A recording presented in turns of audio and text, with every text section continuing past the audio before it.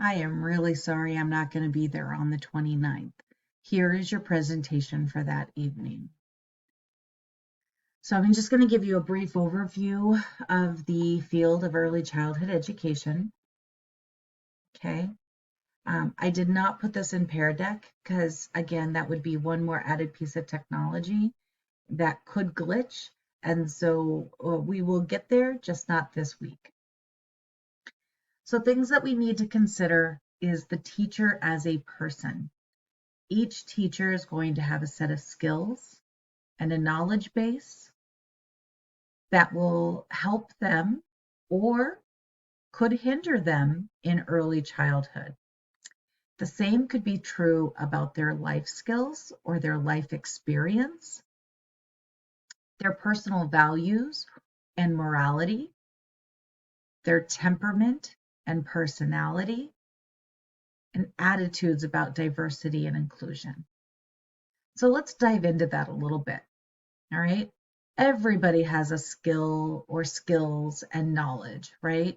But some people have a invisible bag, if you will, that they have all of these tips and tricks that they are so used to that if a child has a challenging behavior or if there's a teaching method, they can reach into this bag and they can touch the hearts and minds of children, right? And some people may not have developed that skill or have that knowledge on how to implement something. Okay. Our life experiences completely turn a page in education book when it comes to certain behaviors and uh, teaching practices. So, for an example, if you were spanked as a child, or if you were expected to do certain things that may not be developmentally appropriate, your viewpoints might be very strong to spoil the rod, spoil the child, or it could be where you have high expectations for children that may not be developmentally appropriate for their age. For an example, 2-year-olds being able to control their emotions or 1-year-olds not don't hit. Um, those aren't necessarily developmentally appropriate. Now, I'm not saying that it's okay for 1-year-olds to hit or bite. What I am saying is if we set up an environment that is not inclusive and conducive to 1-year-olds and 2-year-olds, you could have a lot of problems. Our personal values and morality play a part. So for a child taking things that are not his, that might weigh on you a little bit more. Or manners, right? Temperament, you might be and I'm going to give you 3 examples of temperament, just 100-acre woods, if you will. But let's say that you are a Winnie the Pooh and you're pretty flexible and easygoing, but you have a Tigger who is high volume, high energy. You might not be able, that child could exhaust you. In the same turn, if you had a teacher who was an opposite temperament or personality, that could exhaust you. So those types of things. And then attitudes about diversity and inclusion.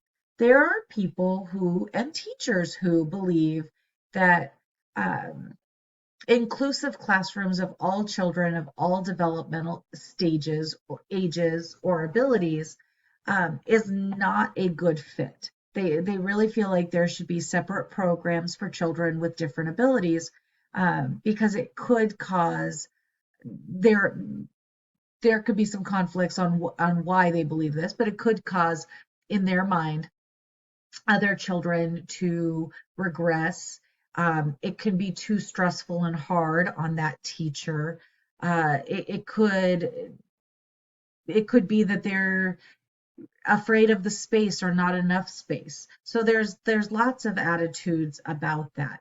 And as far as diversity goes, there are some teachers out there who might be super inclusive on diversity, and there might be others who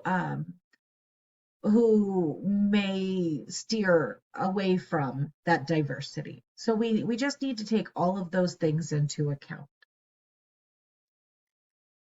So when we think about the teacher as a person, we have high activity levels and we have low activity levels.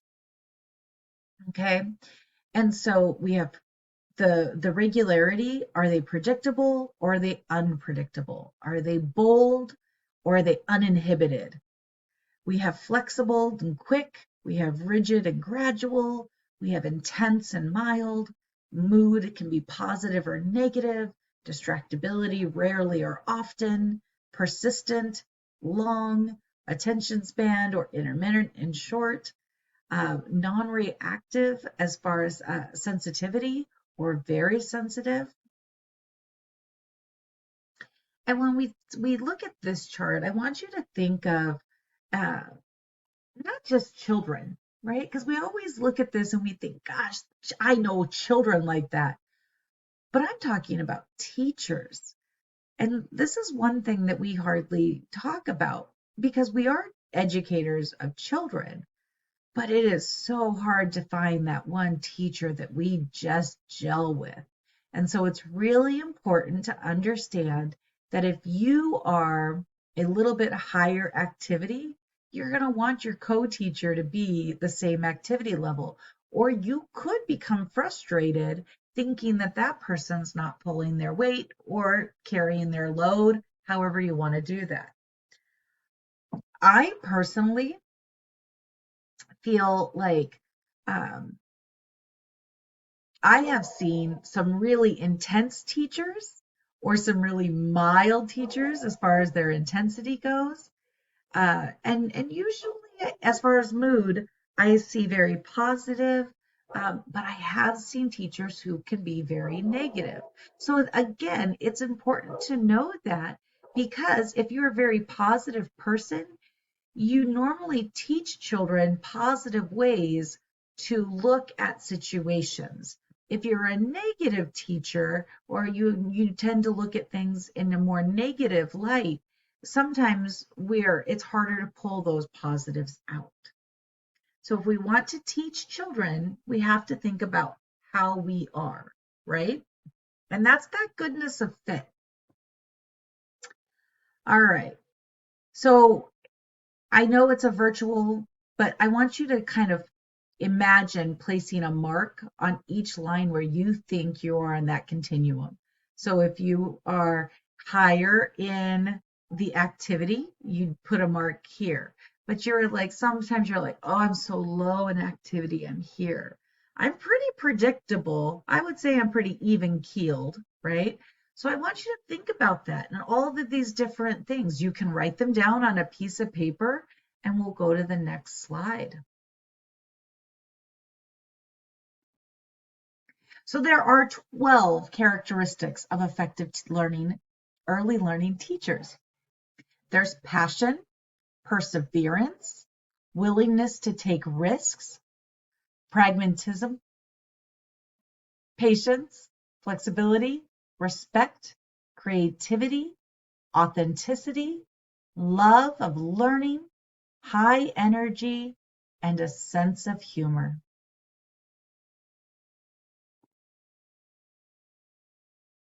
So I want you to stop and I want you to think what you think it means to be a professional. We know what the 12 characteristics are, but what does it mean to be a professional?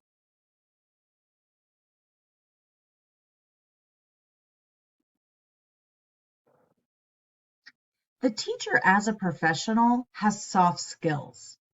And what are soft skills? Those are looking someone in the eye. They're interviewing skills, they're coming prepared, all the things that I asked you to do. When I sent out the message for welcome to class, I asked you all to bring a pen and paper, something to write with, and a laptop if you had one. Those are soft skills, right? Speaking, communicating. But it's also important to understand the code of ethics. It's important to know what advocacy is, and it's important to know how to work with families.